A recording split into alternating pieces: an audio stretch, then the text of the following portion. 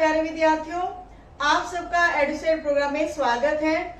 मैं आज आपको नए नंबर्स के बारे में इंट्रोड्यूस करवाने जा रही हूँ। तो आज तक हमने कौन से नंबर्स के बारे में पढ़ा? 10th स्टैंडर्ड तक हमने पढ़ा नेचुरल नंबर्स के बारे में, इंटीजर्स के बारे में, रैशनल, इरेशनल और रियल नंबर्स के बारे में। लेकिन क्या आपने कभी सोचा है रियल नंबर्स के आगे भी कोई नंबर हो सकते हैं? क्या हमने कभी ऐसी सिचुएशन का सामना किया जब हमने ये कहा हो कि रियल नंबर्स में इस सिचुएशन के सॉल्यूशंस पॉसिबल ही नहीं है? कुछ याद आया आपको? नहीं याद आया? तो चलिए हम 10th स्टैंडर्ड की फ्लैशबैक में चलते हैं। हमने 10th स्टैंडर्ड के अंदर एक चैप्टर पढ़ा था क्वाड्रेटिक इक्वेशंस। तो उस इक्वेशंस को सॉल्व करने के लिए एक फॉर्मूला सीखा था हमने। वो फॉर्मूला क्या था? Quadratic formula. यानी कि अगर हमारे पास इक्वेशन है ax² plus bx plus c is equal to 0, तो इस इक्वेशन के लिए हमारा क्वाड्रेटिक फॉर्मूला था x is equal to minus b plus minus root d divided by 2a।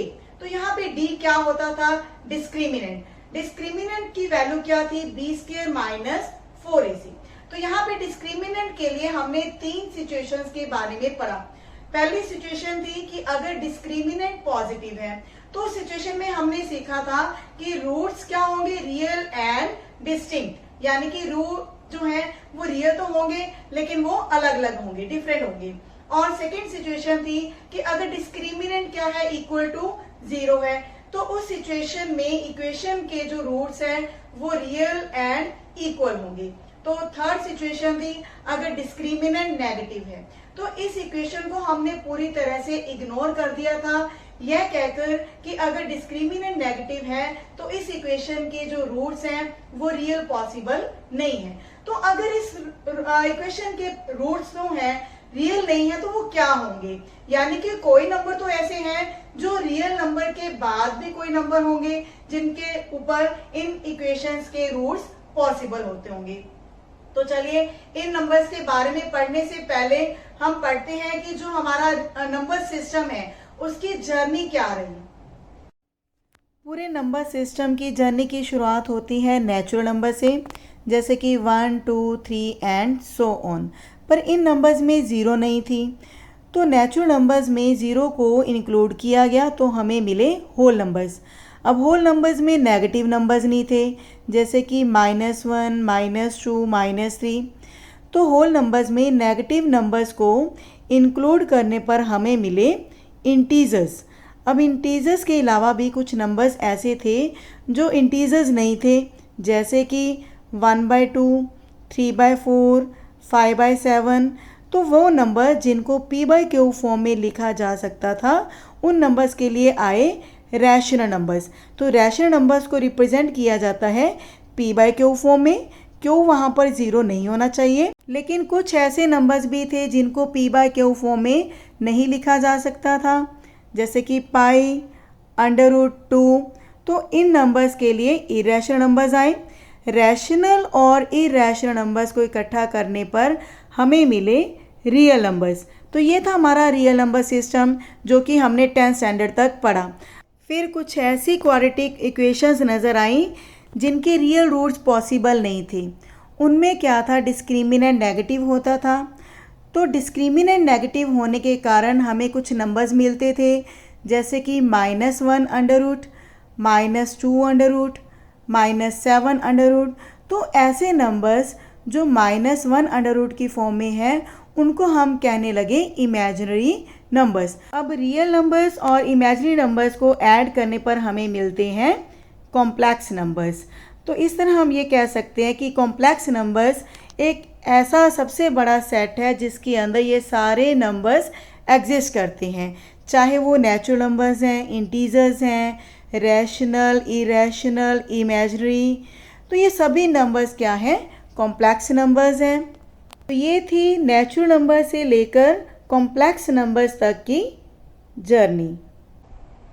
हाँ जी, इस तरह आपने देखा हमारे पास कुछ ऐसी इक्वेशंस थी जिनमें डिस्क्रिमिनेंट नेगेटिव होता था। तो ऐसी इक्वेशंस को सॉल्व करने में हम अटक जाते थे। क्यों अटक जाते थे? क्योंकि हमारे पास कुछ ऐसे नंबर्स आते थे जैसे कि -1 under root, -2 under root, -7 under root. यानी कि अंडर रूट के अंदर अगर नेगेटिव नंबर है तो हमें कोई आइडिया नहीं था कि इन नंबर्स को हम कैसे डिफाइन करें, इन नंबर्स की वैल्यू क्या होगी। तो चलिए यहीं से हम स्टार्ट करते हैं। -1 under root is equal to iota, यानी कि जो आयोटा है उसकी वैल्यू हमने मान ली कि उसकी वैल्यू होती है -1 अंडर रूट, और आयोटा को डिनोट करते हैं इंग्लिश के लेटर आई से। तो इस आयोटा के ऊपर कॉम्प्लेक्स नंबर की सारी थ्योरी जो है वो घूमती है। तो इन कॉम्प्लेक्स नंबर के बारे में पढ़ने से पहले हम आयोटा के पावर्स के बारे में डिस्कस करेंगे कि अगर आयोटा के अलग अलग पावर्स हैं हमारे पास तो उनकी वैल्यूज क्या होंगी। आयोटा की पावर्स क्या होंगी, यानी कि आयोटा का अगर हम स्क्वायर लेते हैं तो उसकी वैल्यू क्या होगी। तो आयोटा की वैल्यू होती है -1 अंडर रूट, तो इसका स्क्वायर लेंगे तो वैल्यू क्या आ जाएगी -1। आयोटा क्यूब, आयोटा क्यूब को हम लिख सकते हैं आयोटा स्क्वायर इंटू आयोटा, तो आयोटा स्क्वायर की वैल्यू है -1, तो इसीलिए आयोटा क्यूब की वैल्यू आएगी minus iota. Iota raise to power 4, यानी कि आयोटा स्क्वायर का अगर हम स्क्वायर ले लेते हैं तो इसकी वैल्यू क्या होगी 1। तो ये हमारी 3 स्टैंडर्ड वैल्यूज़ हैं जिनको हम यूज़ करेंगे आगे क्वेश्चंस के अंदर। लेकिन अगर हमारे पास आयोटा की पावर्स 4 का मल्टीपल है, यानी कि 4k है, तो उसकी वैल्यू क्या होगी। तो इसको हम लिख सकते हैं iota raise to power 4 whole raise to power k। अब आयोटा की पावर 4 की वैल्यू क्या है 1, तो 1 की पावर अगर हम k लेते हैं तो उसका आंसर भी 1 आएगा। अब है कि अगर आयोटा की पावर 4k + 1 है, यानी कि अगर किसी नंबर को 4 से डिवाइड करते हैं रिमाइंडर 1 आता है, तो ऐसा नंबर अगर आयोटा की पावर में आता है तो उसकी वैल्यू क्या होगी। तो इसमें हम 1 पावर को सेपरेट कर रहे हैं और 4k पावर्स को सेपरेट कर रहे हैं। तो 4k पावर्स की वैल्यू है 1, ये हमने अभी कैलकुलेट की है, इनटू में आयोटा, तो इसकी वैल्यू क्या आ जाएगी आयोटा।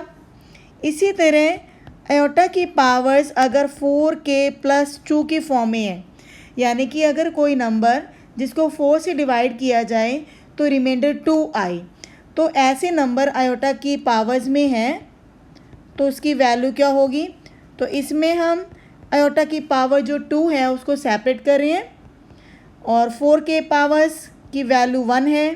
आयोटा स्क्वायर की वैल्यू ऊपर हमने सॉल्व की थी -1, तो ये मल्टीप्लाई करेंगे तो वैल्यू आएगी -1। और लास्ट है कि अगर किसी नंबर को 4 से डिवाइड करें रिमाइंडर आए 3, यानी कि आयोटा की पावर्स हैं 4k + 3 की फॉर्म में, तो यहाँ पे हम 3 पावर्स को सेपरेट करेंगे तो आंसर क्या आएगा। आयोटा क्यूब की वैल्यू है माइनस आयोटा, तो यहाँ पे हमारे पास रिजल्ट आएगा माइनस आयोटा। तो ये हमारे 4 ऐसे रिजल्ट्स हैं जिनको हम क्वेश्चंस के अंदर यूज़ करने जा रहे हैं। अब आपने आयोटा के बारे में काफ़ी कुछ पढ़ लिया। अब हम सीखेंगे कॉम्प्लेक्स नंबर को कैसे लिखा जाता है। कॉम्प्लेक्स नंबर को लिखा जाता है a + आयोटा b की फॉर्म में। यहाँ पर a और b क्या होंगे, 2 रियल नंबर्स होंगे।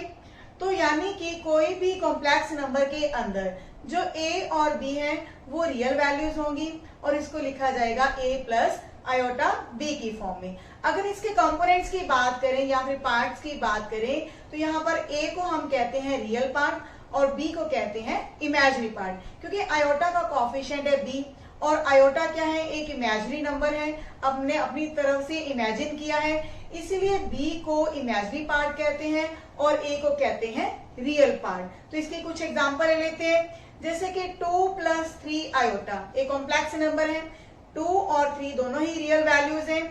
क्या -4 + √7 आयोटा भी एक कॉम्प्लेक्स नंबर होगा?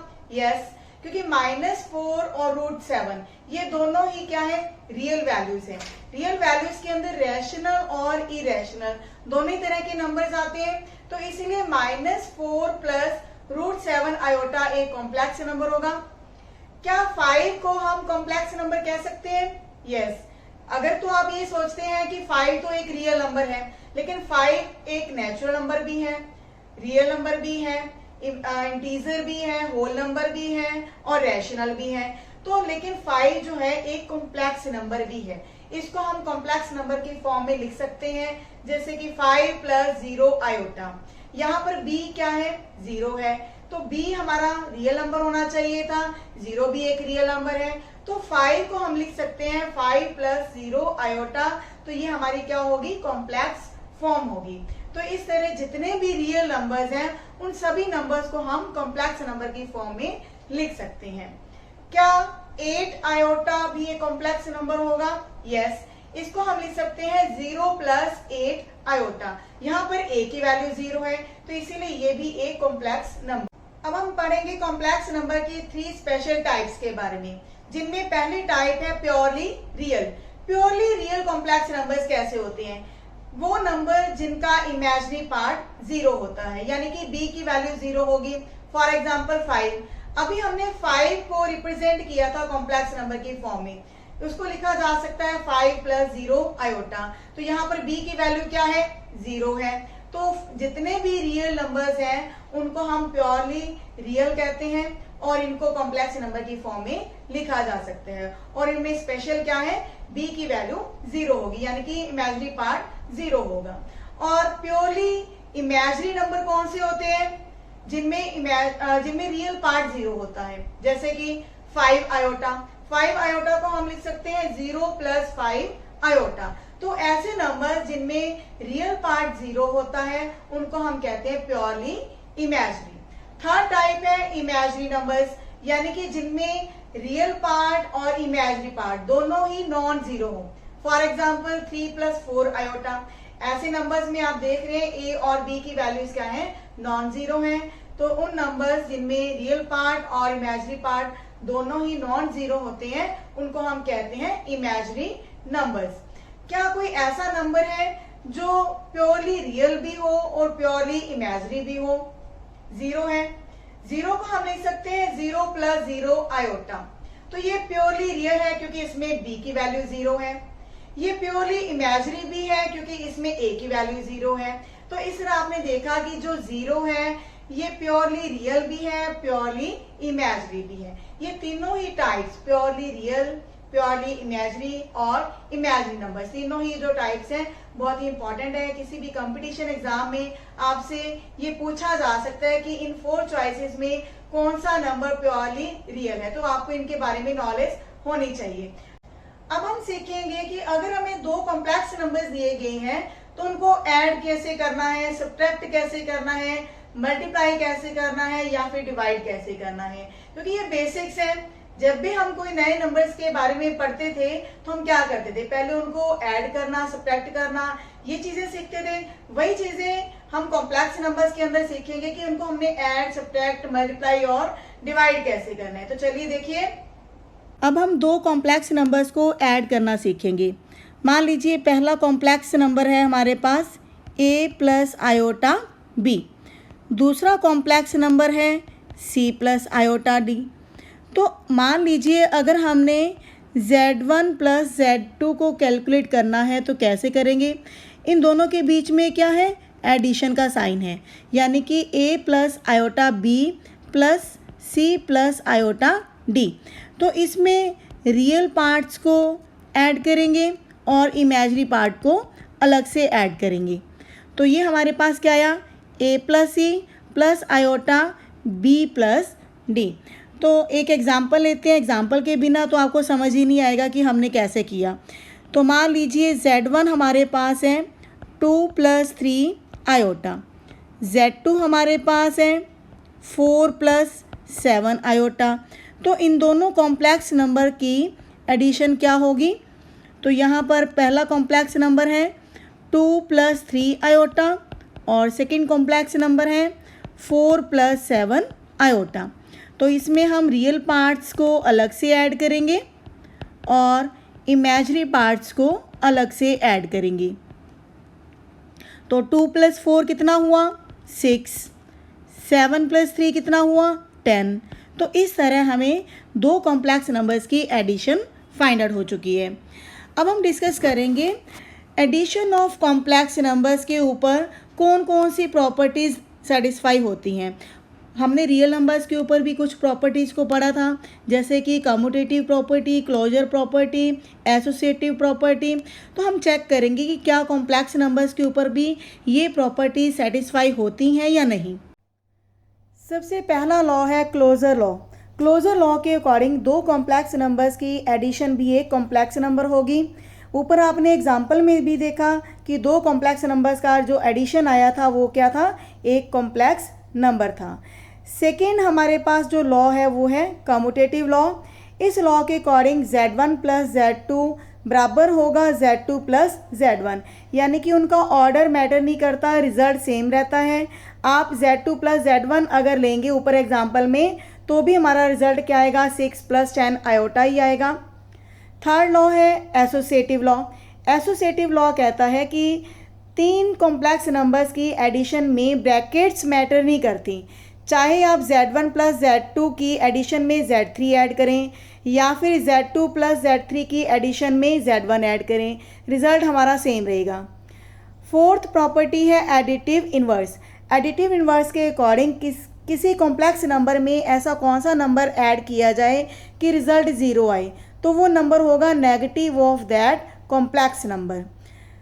फिफ्थ है एडिटिव आइडेंटिटी। इस आइडेंटिटी के अकॉर्डिंग किसी कॉम्प्लेक्स नंबर में ऐसा कौन सा नंबर ऐड किया जाए कि रिजल्ट हमारा सेम रहे, सेम कॉम्प्लेक्स नंबर रहे, तो वो नंबर है ज़ीरो। ज़ीरो क्योंकि ये कॉम्प्लेक्स नंबर भी है तो इसीलिए ज़ीरो को हम कहते हैं एडिटिव आइडेंटिटी।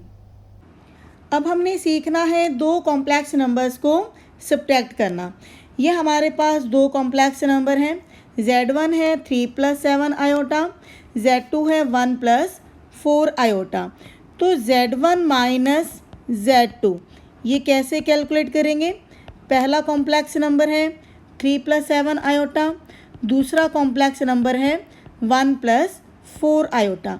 क्योंकि बीच में माइनस साइन है और ब्रैकेट के साथ मल्टीप्लाई में है, तो ब्रैकेट के अंदर जब हम मल्टीप्लाई करेंगे तो दोनों ही नंबर्स के साइन चेंज हो जाएंगे। 1 बन जाएगा -1, 4 आयोटा बन जाएगा -4 आयोटा। अब इसमें भी हमने वही प्रोसीजर लगाना है जो हमने एडिशन में लगाया था। रियल नंबर्स को अलग से हमने ऐड या सब्ट्रैक्ट करना है और इमेजिनरी पार्ट्स को हमने अलग से ऐड या सब्ट्रैक्ट करना है। तो 3 माइनस 1 कितना होगा, 2, और 7 आयोटा -4 आयोटा। चाहे तो आप इसमें से आयोटा कॉमन ले सकते हैं, तो अंदर हमारे पास टर्म आएगी 7 माइनस 4। तो 7 माइनस 4 कितना आएगा, 3, और साथ में मल्टीप्लाई में है आयोटा। तो इस तरह से दो कॉम्प्लेक्स नंबर्स को सब्ट्रैक्ट किया जाता है। दो कॉम्प्लेक्स नंबर्स को कैसे मल्टीप्लाई किया जाता है। मान लीजिए दो कॉम्प्लेक्स नंबर्स हमारे पास गिवन है, तो इसमें हम Z1 इंटू Z2 को कैसे कैलकुलेट करेंगे। Z1 है हमारे पास 2 प्लस 3 आयोटा, Z2 है 6 माइनस 4 आयोटा। तो ये बिल्कुल वैसे ही है जैसे हमने 9th स्टैंडर्ड के अंदर दो फैक्टर्स को मल्टीप्लाई करना सीखा था। तो हमने सीखा था कि पहले फैक्टर को हम स्प्लिट कर देते हैं, तोड़ देते हैं दो पार्ट्स में।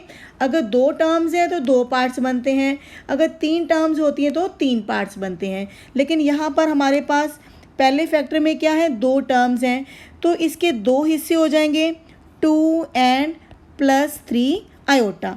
अब दोनों हिस्सों को हम दूसरे फैक्टर के साथ मल्टीप्लाई करेंगे बारी बारी से।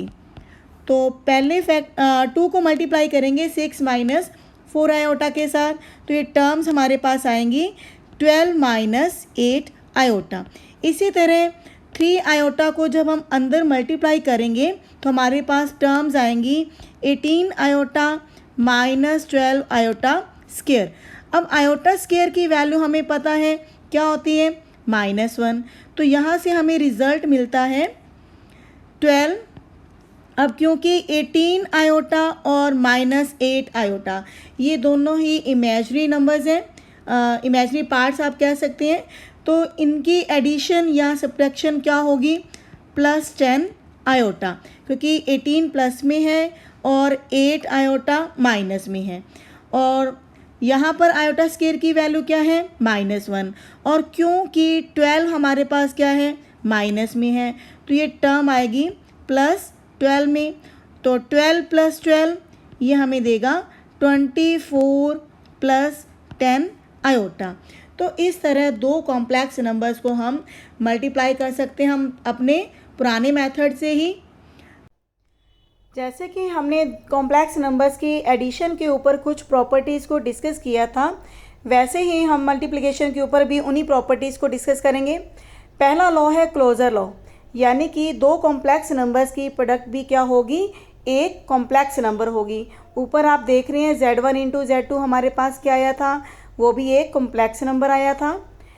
सेकेंड प्रॉपर्टी है कम्यूटेटिव लॉ, यानी कि Z1 × Z2 किसके इक्वल होगा, Z2 × Z1।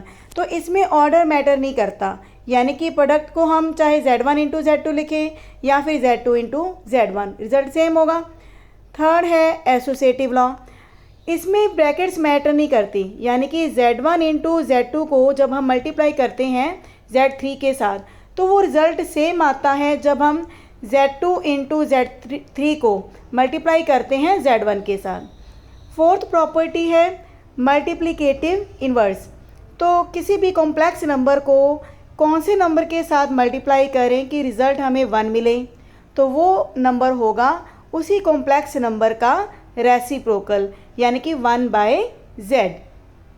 फिफ्थ है मल्टीप्लिकेटिव आइडेंटिटी, तो इसमें हम किसी भी कॉम्प्लेक्स नंबर को किसी ऐसे नंबर के साथ मल्टीप्लाई करें कि रिज़ल्ट हमें वही कॉम्प्लेक्स नंबर z मिले, तो वो मल्टीप्लिकेटिव आइडेंटिटी होती है 1।